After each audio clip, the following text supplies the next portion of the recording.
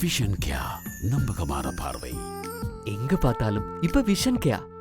நம்ம நண்பர்கள் எல்லாம் நிறைய பேர் கேள்விப்பட்டிருப்போம் இந்த லோக்கர் வங்கிகள்ல வந்து நகைகளை எல்லாம், அதிகமான நகைகள் எல்லாம் கிலோ கணக்கில் வச்சிருக்கிறாங்க எல்லாம் கொண்டு போயிட்டு வங்கிகள்ல வச்சிருப்பாங்க, லோக்கர்ல போட்டு வச்சிருப்பாங்க. என்ன நவாவிட்டையும் இருக்குன்றதான் கேள்விப்பட்டோம். லோக்கர் இருக்குன்னு கேள்விப்பட்டோம். வீட்டை லோக்கரா இல்லாட்டி பேங்க்லயா? வங்கியில பேங்க்ல வந்து பேங்க்ல கேள்விப்பட்டீங்களா? அப்ப ரகசியத்தை கசிய விட்டுருக்காங்க. கசிய விட்டுருக்காங்க. அப்ப இதே மாதிரிதான் இந்த லண்டன்ல வந்து பாத்தீங்கன்னு சொன்னா ஒரு பெண் வந்து ஒரு நிகழ்வுக்கு, திருமண நிகழ்வோ இல்ல நல்ல ஒரு நிகழ்வுக்கு போறதுக்காக வங்கியில போயிட்டு இவங்க தங்களோட நகையை எடுத்துட்டு வந்திருக்கிறாங்க. ஏற்கனவே பாதுகாப்புக்காக வைக்கப்பட்ட நகையை எடுத்து அடுத்த நாள் கலசா போடுந்தேன். அதுக்காக 25,000 பவுண்ட்ஸ் பெறுமதியான தங்க நகைகள் எல்லாம் எடுத்துக்கண்டு வந்திருக்கிறாங்க. சரி, தமிழ் பெண் தான். தமிழ் பெண்ணு. வெள்ளக்கார லோக்கர் வச்சிருப்பாங்களா? ஏன் வெள்ளக்கார லோக்கர் வைக்க மாட்டாங்களா? இது என்ன சட்டம்? வெள்ளக்காரருக்கு நகை போடுறதே குறைவுதான். அவங்க நகைகள் சொத்து பத்துக்களை சேர்த்து வைக்கிறதே குறைவுதானையா? சரி, எடுத்துட்டு வந்து கார் பார்க்ல வந்து ஏறி இருக்கிறாங்க. அந்த பெண்மணி தனது அப்படியே கைப்பைய காருக்குள்ள வச்சுட்டு ஏறி இருக்கிறாங்க.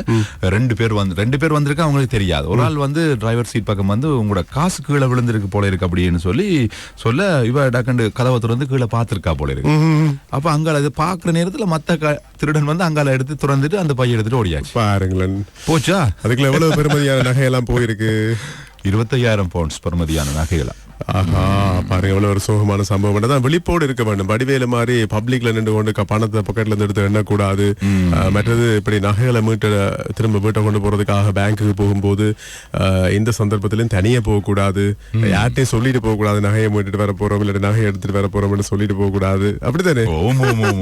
இந்த மாதிரி சிம்பிளா சாதாரணமா இவரை பார்த்து இவர்கிட்ட காசே இருக்காதே என்று நினைக்கிற மாதிரி இருக்கணும் திருடனுக்கு. என்ன சிம்பிளா போகணும். இந்த இடத்துல ஒரு தத்துவம் இருக்கிறது. உண்மையிலே பணக்காரர்கள் தங்களை பணக்காரர்கள் என்று அடையாளப்படுத்துவதற்கான அந்த சில விஷயங்கள் செய்ய மாட்டார்கள். குறிப்பாக அதிக ஆடம்பரத்தை விரும்ப மாட்டார்கள், சிம்பிளா இருப்பார்கள். ஓரளவு பணம் இருக்கிறவர்கள் தங்களை பணக்காரர்களாக காண்பிப்பதற்காக முயற்சி செய்வார்கள். அந்த மாதிரி அந்த அடையாளங்கள் கூட திருடர்களை ஊக்குவிக்கும். நீங்க எந்த கேட்டகரி? நான் சின்ன கேட்டகரி. சரி, நீ இப்ப இது லண்டன்ல தான் நடந்திருக்கு. ஆனா இலங்கையிலையும் இப்படி நிறைய நடக்க சான்ஸ் இருக்கு. அவதானமாக லோக்கர்ல இருக்கிற பணங்களையோ லோக்கர்ல இருக்கிற நகைகளோ எடுத்துக்கொண்டு போகும்போது பத்திரமா பார்த்து போங்க. சரியா? குறிப்பா நிலானு சொல்லக்கூடாது. துபாயை பொறுத்தவரையில மீண்டும் மழைமைக்கு திரும்பி விட்டது. ஓகே, அண்மையில பெய்த கடும் மழை அங்கே அனைத்து விதமான செயற்பாடுகளும் அப்படியே முடக்கப்பட்டிருந்தது. நேற்றைய தினம் நாங்கள் சொல்லியிருந்தோம், துபாய் இளவரசர் சொல்லியிருந்தார் உடனடியாக எல்லாருமே உங்கள் ஊழியர்களுக்கு அப்படியே சம்பளத்தை வந்து கொடுங்க, முன்கூட்டி வழங்குங்க அப்படின்னு சொல்லியிருந்தாங்க. இப்ப துபாய் வளமைக்கு திரும்பி இருக்கு. சீனால கடும் மழையா, தெற்கு சீனா பக்கம் பயங்கர மழையாம் வெள்ளமா. பாடசாலைகள் ஆரம்பிக்கப்பட்டிருக்கிறது. கல்வி பொதுத்தராதர சாதாரண பரீட்சை இடம்பெற காத்திருக்கிறது. அரசு மற்றும் அரசு அனுசரணையிலான தனியார் பாடசாலைகளின் 2024 ஆண்டுக்கான முதலாம் தவணையின் 2ஆம் கட்ட கல்வி செயற்பாடுகள் தான் இன்று ஆரம்பிக்கப்பட்டிருக்கிறது.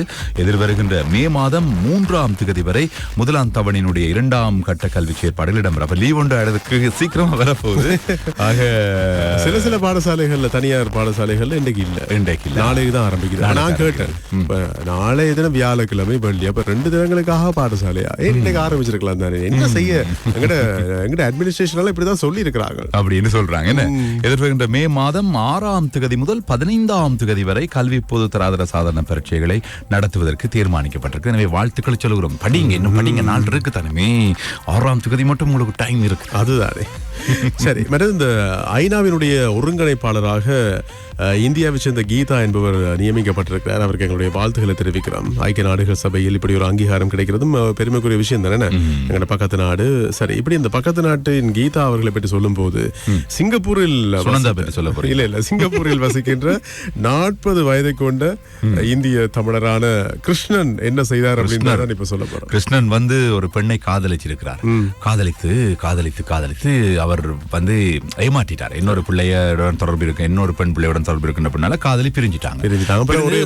அந்த அப்பா அடிச்சடிச்சுட்டு சண்டையெல்லாம் 2 பேருக்குள்ளயும் வந்திருக்கு. அடிக்கடி வாக்குவாதம், சண்டையெல்லாம் நடந்திருக்கு. கடைசியில அடித்தே கொன்று விட்டார். அப்படி இப்படின்னா ஒவ்வொரு கட்டமா அடித்து கடைசியில அடித்தே கொன்று விட்டார். இப்ப அவருக்கு 20 ஆண்டு கால சிறை தண்டனை. 60 வயதுல வெளியே வருவார். வெளியே வரும்போதாவது திருந்தி வரட்டும்.